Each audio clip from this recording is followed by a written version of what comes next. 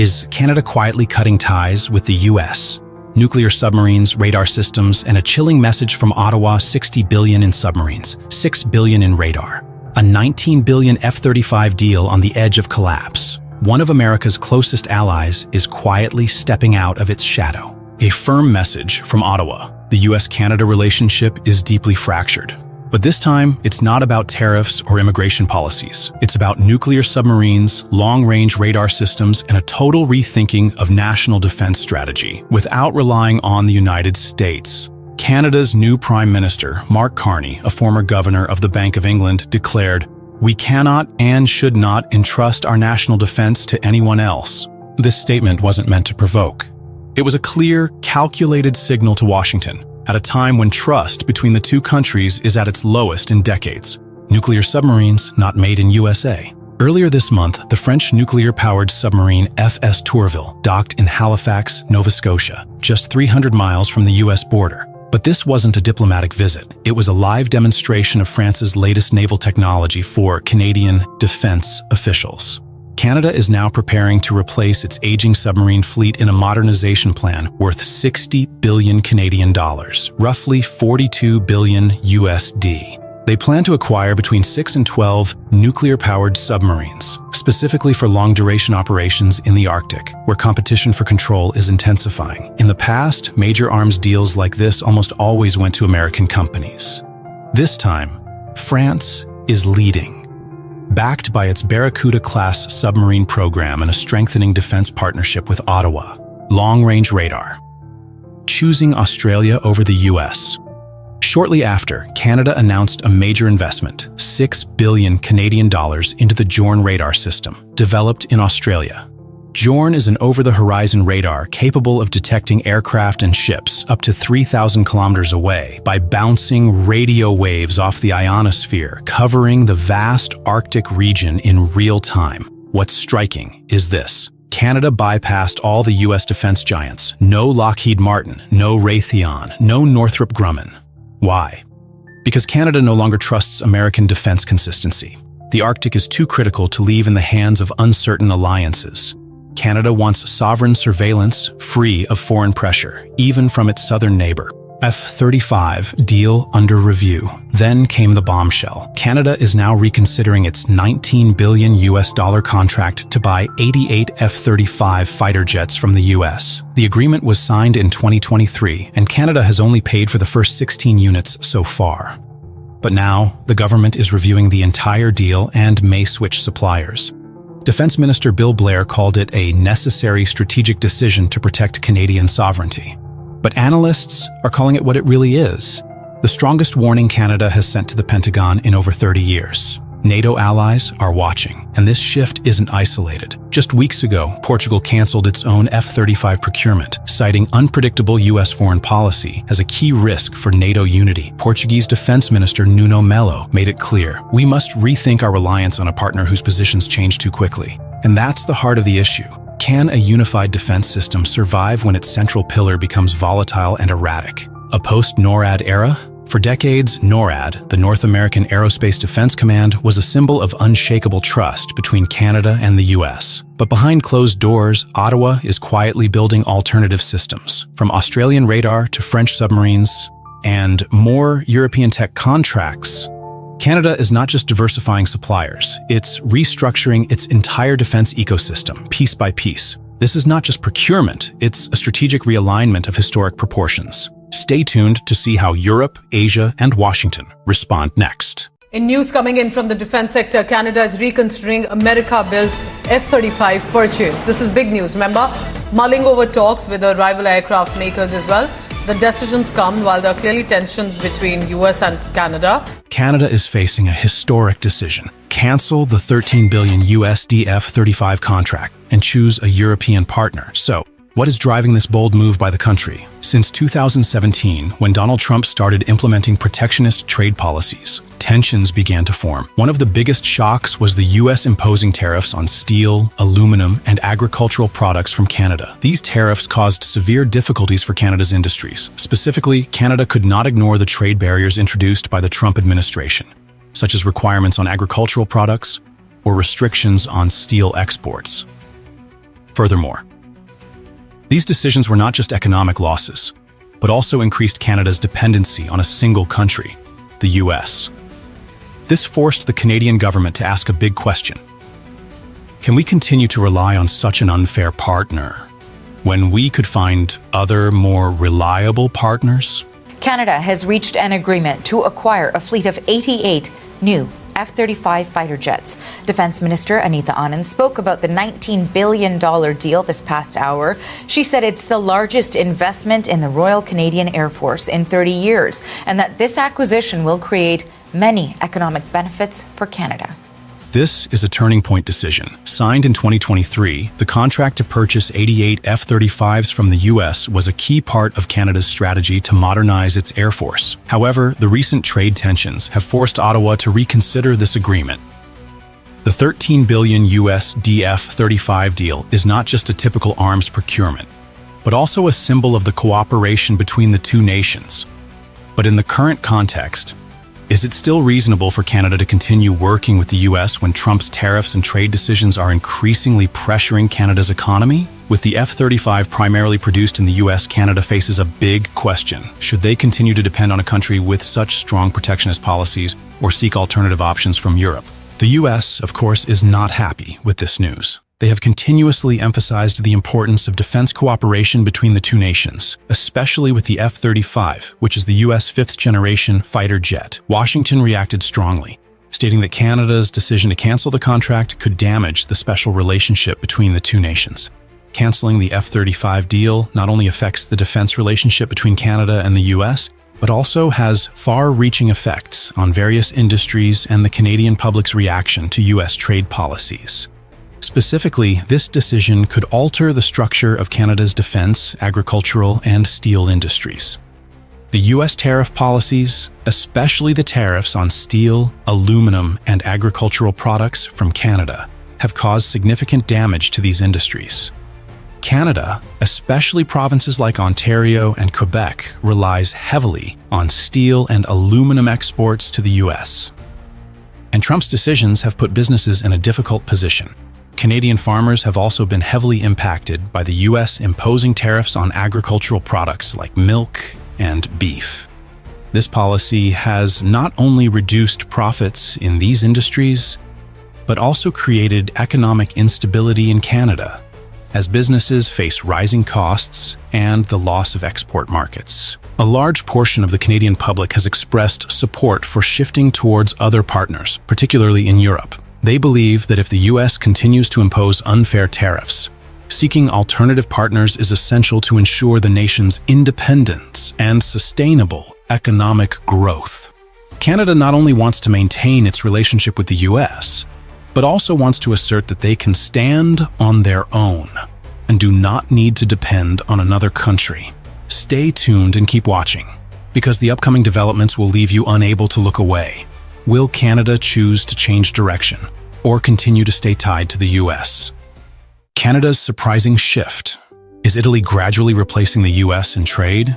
Canada and Italy, two countries separated by thousands of kilometers, yet growing closer than ever. As Canada's trade relationship with the U.S. faces increasing challenges, Italy has unexpectedly emerged as a key partner, filling the gap left by the United States. But does this mean that Italy is gradually replacing the U.S. in trade with Canada? And what has driven this shift? Is Italy replacing the U.S. in trade with Canada?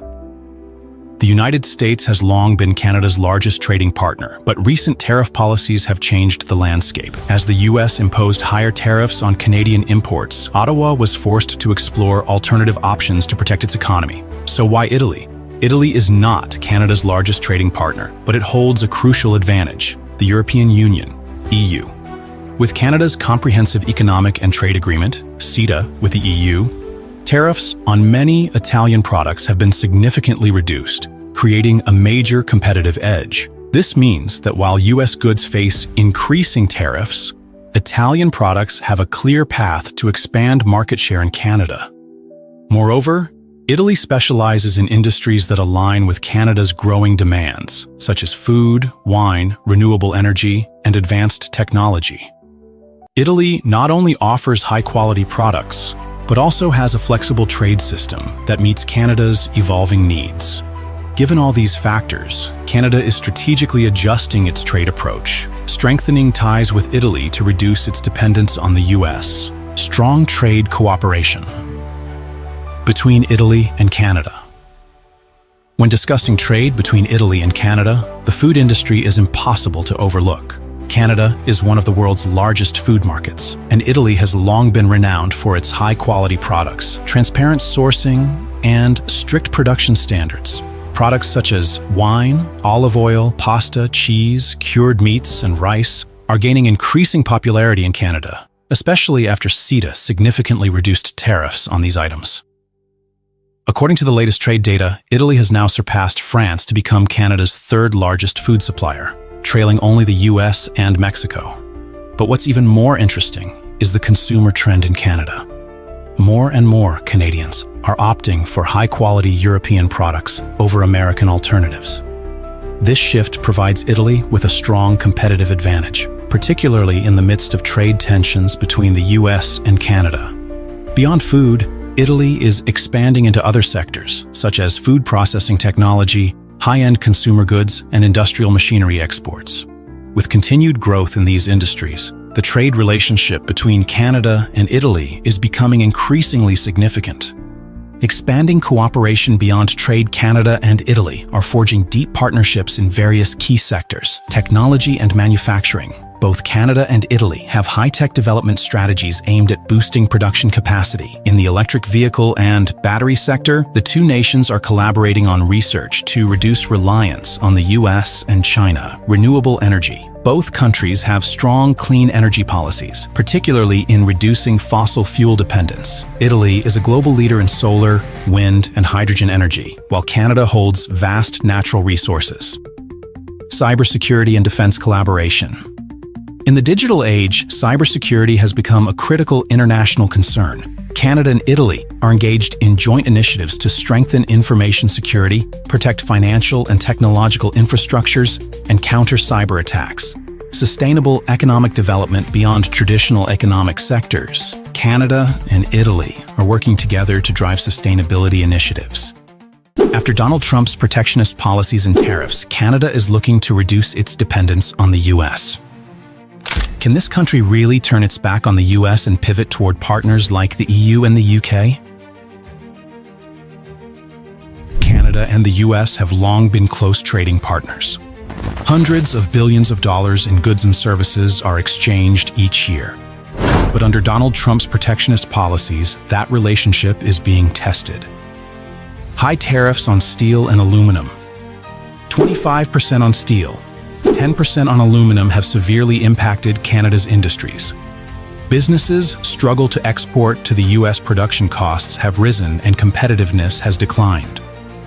These protectionist measures have significantly affected Canada's economy, forcing many industries, especially steel and aluminum production, to adapt to rising costs and reduced competitiveness in global markets.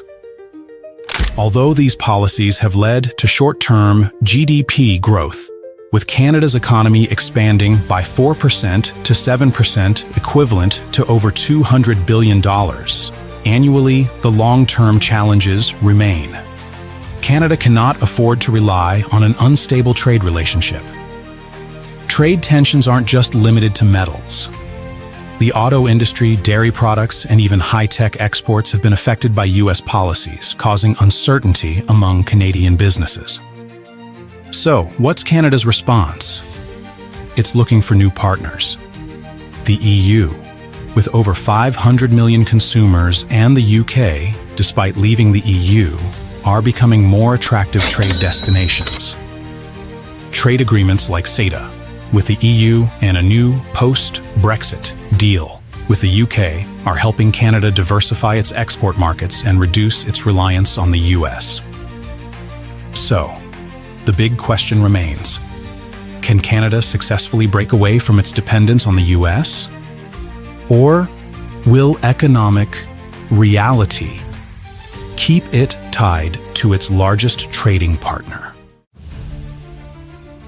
But the question is, can Canada truly find a stronger economic alliance than the US?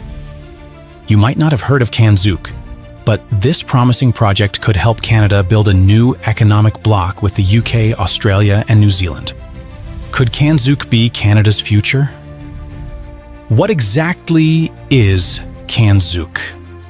It's a concept for a union between Canada, the UK, Australia, and New Zealand, a free trade area with no tariffs and free movement of labor between them.